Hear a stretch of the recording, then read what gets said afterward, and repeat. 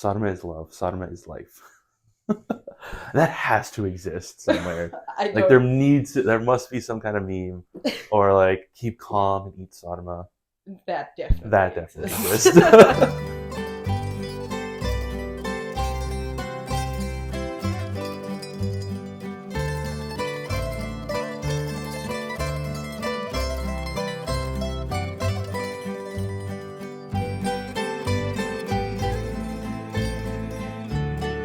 Hey everyone, welcome back to Chef Tyler's Croatian Kitchen.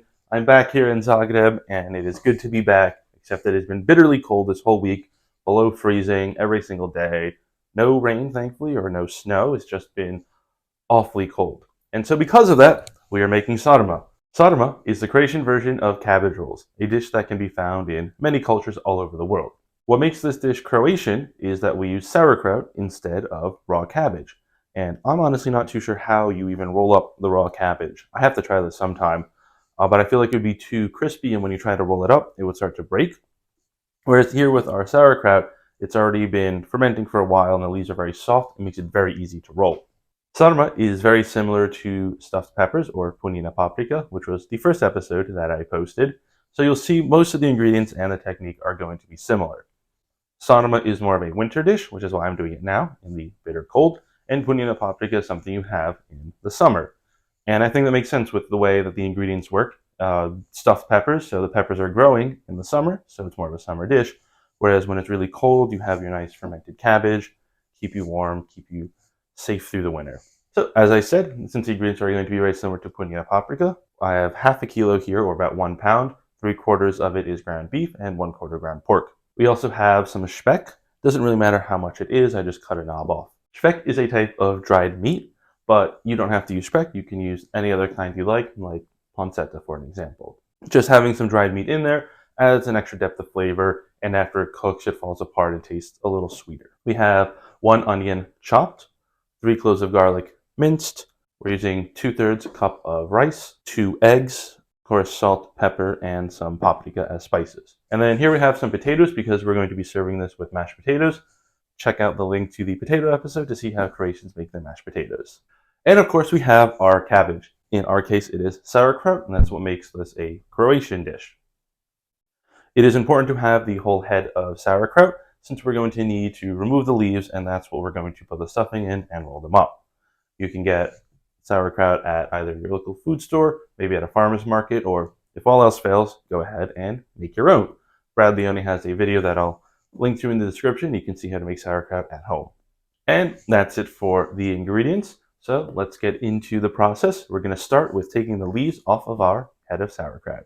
So now that everything has been pushed off to the side, we can focus our attention solely on our head of sauerkraut. It should be a little soft, but also firm to the touch. It should not be mushy. You can test the root and press it in here, and if it's firm, then you know your sauerkraut is good. If it's mushy and something has gone wrong with the fermentation, I would throw it out and use a different head. That has happened to me before, but it's very rare. Usually with fermentation, it'll kill everything, any sort of bad bacteria, so you don't have to worry about that. But if it's mushy, something went wrong, don't eat it, throw it out. This one is good, so we're going to start taking off the leaves. You want to find where the leaf ends, so right around here, and just slowly pull it back very gently.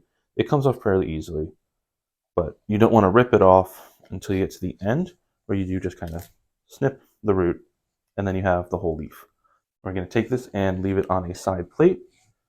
I like it to leave it as such, so it kind of cups and then it stacks up.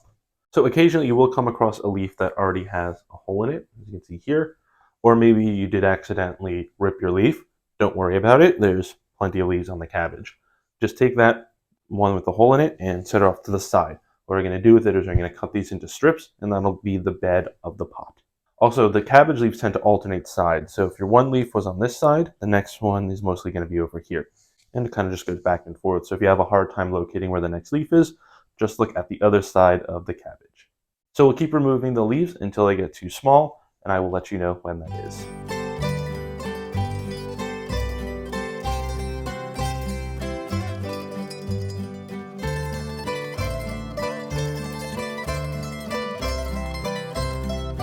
This leaf is getting too small, and then also once the leaves start wrapping around the other side, it becomes a lot harder to take it off.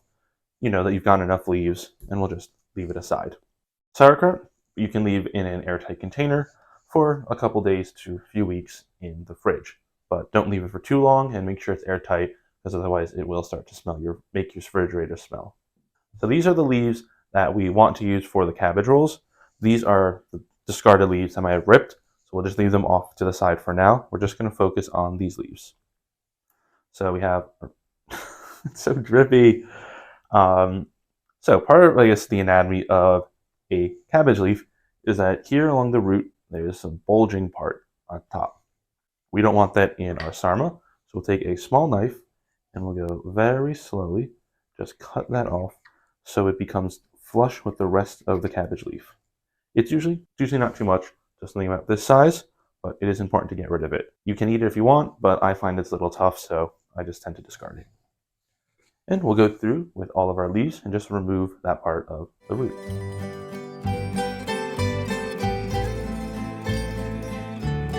So now that we've gone through and cut off the raised part of the cabbage, we'll just set this on here for now, and we'll actually push this off to the side. And we'll get ready to do our meat filling. So we'll need a big bowl. And first we'll just take the meat, all the ground beef, and just dump it right in. We'll take our 2 eggs, crack them into our our bowl. Come on. Okay. Try not to get any shell into your mixture. We don't want the sarma to be crunchy. Our onion, we'll just dump right on in. Make sure we get all of the pieces out of our bowl. Not the speck, we'll leave that for later, but the garlic as well. So this is another difference between our punjene paprika and our sarma. Whereas punjene paprika, we went ahead and sweat the onions until they were translucent, and then cooked the garlic for about a minute before adding it into our mixture. And while of course you are free to do that here with the sarma as well, it's just not as necessary. Since the sarma cooks for a longer time, the onions and the garlic themselves will soften and the flavors will meld over the cooking time. Next, our rice, we'll need 2/3 of a cup of rice. So just the same with the onions and the garlic. The rice, we're not parboiling like we did with punjene paprika, because the sarma take a longer time to cook. The rice will fully absorb all the liquid and become nice and soft. It doesn't have to be super accurate, more or less rice depending on how much you like it. There's some people who think that sarma should have like just a minuscule amount of rice, maybe just a handful, because it takes away from the rest of the flavors, but I like a little more rice, gives it a little more oomph. And lastly, our spices. Of course, salt and pepper, just about 1/4 teaspoon of pepper, and about a teaspoon of salt. Now that I know actually how to close that. Of course, you can always add more or less depending on your preferences. And and lastly, our paprika. This should be also about a teaspoon, but go ahead, add more if you'd like, or a little bit less, or you could just not put it in at all, but I think that would be silly because it adds a good amount of flavor. I'm going with sweet paprika, but you can of course go with spicy if you like. I'm just not the biggest fan of spice, so just going sweet. I'll do 2. 2 for good luck, why not? Who's counting? Now that everything is here in our bowl, we'll go ahead and start mixing. So I've gone ahead and cleaned up the workspace just a little bit before I get my hands dirty with mixing the filling. I have a plate here, which we're going to put the sarma onto after they are wrapped.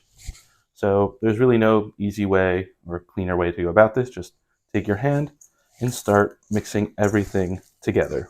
And once it comes together and you can pull it apart and you see it sticks a lot like a dough, you know that you are ready to move on to the filling. So for the filling, we take 1 leaf as such, and this is actually a perfect one. Very nice, and well, it keeps wanting to fold in on itself, but it has a nice, you can cup it in your hand, and this part here in the bottom is where we're going to take some of the filling. So just grab a piece, just enough that you can fill this hole here. I'll place it down on our workstation. We'll take the bottom part of the leaf, roll it up and over, kind of like you're wrapping a burrito, until all the meat is inside. Push everything out, roll the sides here in together, or fold the sides in together, and then roll the rest up like so. So sometimes you'll come across a leaf where the bottom part is a little too fibrous, even though it's not really bulging out.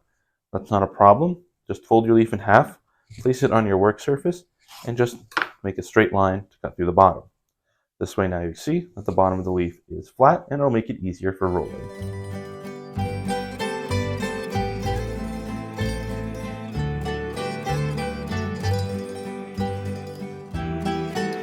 So once we filled all of our cabbage rolls, we should have no meat left. So another difference between the punjene paprika is that we don't make trufte with sarma. All the filling goes into the leaves. Here we have those discarded leaves, the ones that had holes in them, or maybe we ripped, and we're going to use these to cut now into strips. The reason I didn't cut these into strips before I filled the sarma rolls was just because in case we didn't use all of the leaves we set aside for the rolls, we could throw them in here and cut them into the strips as well. Obviously, we used all the rolls, so it doesn't matter, but you might not use all of the leaves you have, so it's always good to just save them on the side, and you can use them to add into the cut. These cut pieces of sauerkraut are going to go to the bottom of the pot and line there, and we'll put some, of course, at the top as well. So maybe this knife is a little too small, but I've already started using it and it has meat on it, so I'm just going to keep using it as well. But it's pretty basic. You'd really just want to shred these, so I'll keep them down and just shred into strips.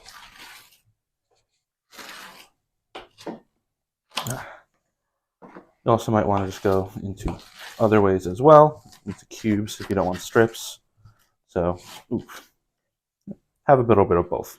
You just really want these cut up into more bite-sized pieces. This one's a little long. Let's cut this in half. Sorry, a little wide.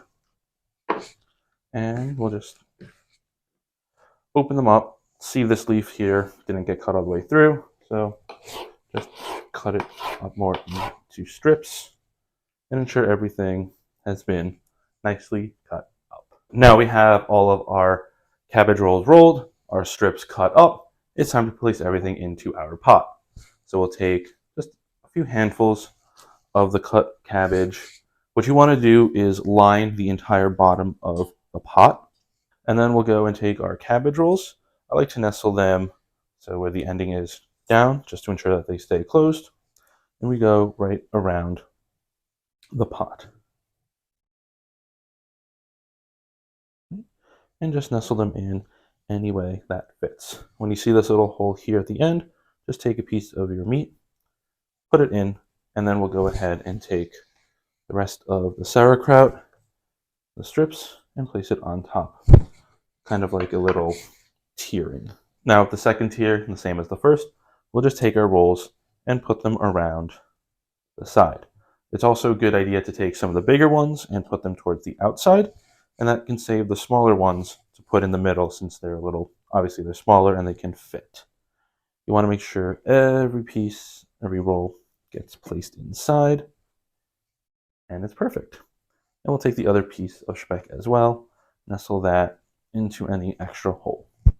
Once all the sarma are in the pot, put some water into it so that they're completely submerged. After they're submerged, we'll take a plate like such and place it upside down on top of the sarma to ensure that they stay submerged the entire time they are cooking. After you've placed the plate on top of the sarma, go ahead and put it on the stove and bring it up to a boil. After it comes up to a boil, turn the heat down and let it simmer covered for 2 to 2.5 hours. You'll know the sarma is done when the sauerkraut is tender. About 1 hour into cooking the sarma, I went ahead and made a roux to thicken up the sauce and give it some added flavor. I put 3 tablespoons of flour and 2 tablespoons of lard. You don't have to use lard. You could use butter instead. Once all the lard melted, I mixed everything together and let it cook for about a minute. Then I added in tomato sauce.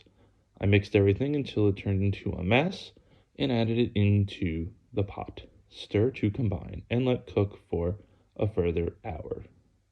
After 2 hours, the sarma is cooked, and you can check by taking a toothpick and just poking one of the cabbage rolls.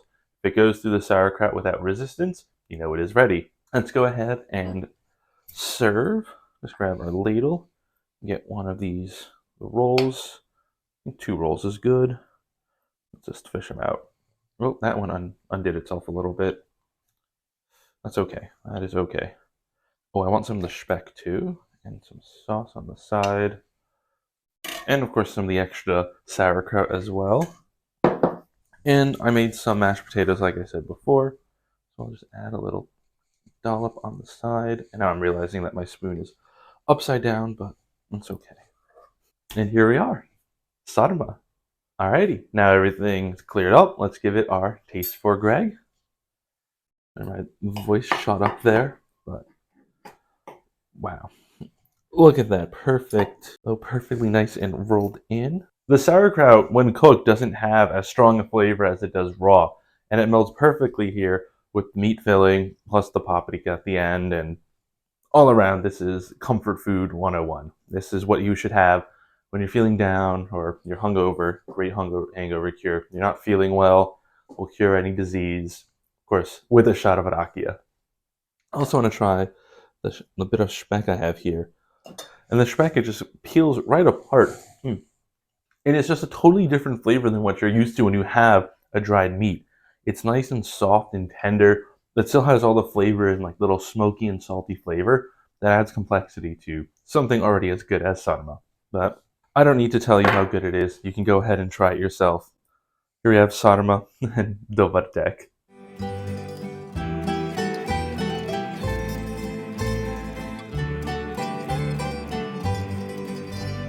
Which makes sense. Maybe if I say you just kind of like roll your thumbs across until something That rolls just back. looks very suggestive. Something about that. Hey, is just baby. amazing. Oh, Look at the God, sauerkraut I'm so roll. deeply